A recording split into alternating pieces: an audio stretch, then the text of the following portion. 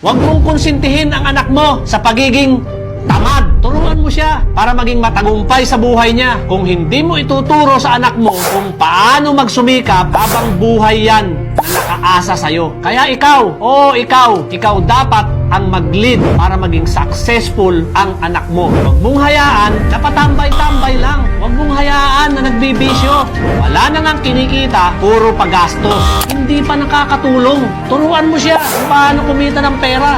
Turuan mo rin kung paano magtipid. Huwag mong hayaan na gumastos lang ang alam. Kung mahal mo ang anak mo, turuan mong magtrabaho. Turuan mong mag-invest sa mga makabuluhang bagay. Turuan mong magnegosyo. Kung mahirapan man siya habang tinatahak ang daan patungo sa tagumpay, suportahan mo lang siya. Huwag mo siyang patitigilin dahil naaawa ka. Tandaan mo, anak mo ang unang makikinabang pag napagtagumpayan niya ang mga pagsubok sa buhay.